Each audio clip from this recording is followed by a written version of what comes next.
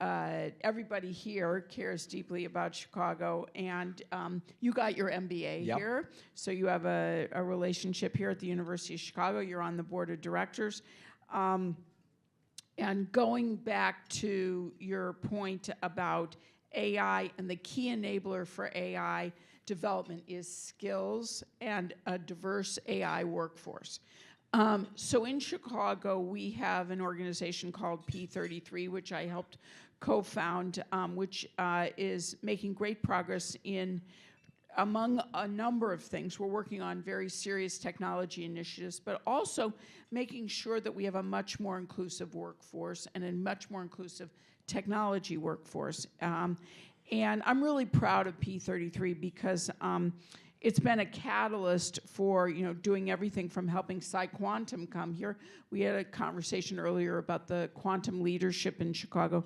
But also, we have companies like Northern Trust that have been partnering to develop AI talent and support of their usage of Microsoft Copilot here on the south and the west side at a program called the Xchange, which is really, really cool. And a bunch of us have come together to make that a reality. So when you look at Chicago, what advice do you have for us as we continue on our journey to be a tech hub?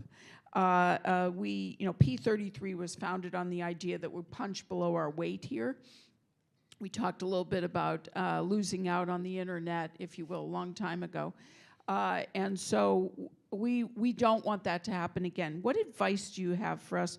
And particularly also, how do we continue to make this an inclusive win, not just one for a few engineers? Yeah, it's first of all, a great set of questions and observations, I would say, Penny, because I think what you're doing, that point about P33, Northern Trust, south side of Chicago, labor force, getting skilled on AI, and then going to work at Northern Trust in building a Copilot agent.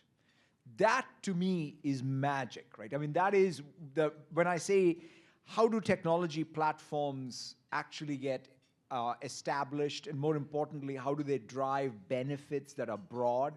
That's it, right? Which is you do broad skilling, but skilling not with a feedback loop to the jobs of the future, better wages, right? So that's what the Northern Trust partnership really brings, right? Which is some technology that they're adopting. They have a real labor market need. That's then being parlayed into the skilling, and that, I think, is just really doing that at scale, right? I mean, classic technology diffusion. I think Chicago and the Midwest broadly getting ahead, I think is crucial for the United States, quite frankly, because if I look back, right, sometimes we talk about how does the US lead, let's say, in this next phase. It's not about, one coast of the United States doing great innovation. It's really not. It's about the broad diffusion of this technology across the length and breadth of the US economy and society. And that requires broad skilling. So that's, I think, one side of it, and it's great to see that example, and I think we just keep at it. The other side is also what you mentioned. After all, there is going to be more and more innovation that's driven by AI and quantum, right? I mean, Chicago has always been a place where it's been great engineering schools, great schools of science. What Governor Pritzker has done even in just getting this quantum programs here and just driving that connection between the universities is fantastic to see. And so to us, that, by the way, is, to your point, is not even just the few scientists, right? So to me, it's about an industry that will get transformed. That will then create even how does, if science itself is becoming computed, right? That's kind of what's happening.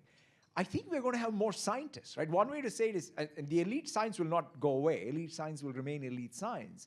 But I do feel that we're at a stage where there will be more people involved in science, right? Whether it's material science or whether it's in biology, to help move the frontiers of productivity in science. And that's where I think Chicago can lead. Well, you made a point earlier in a conversation about skilling allowing us to there could be 1 billion coders Yeah. on this planet, or there could be more and more of us are going to be involved in science, even though we're not scientists per se.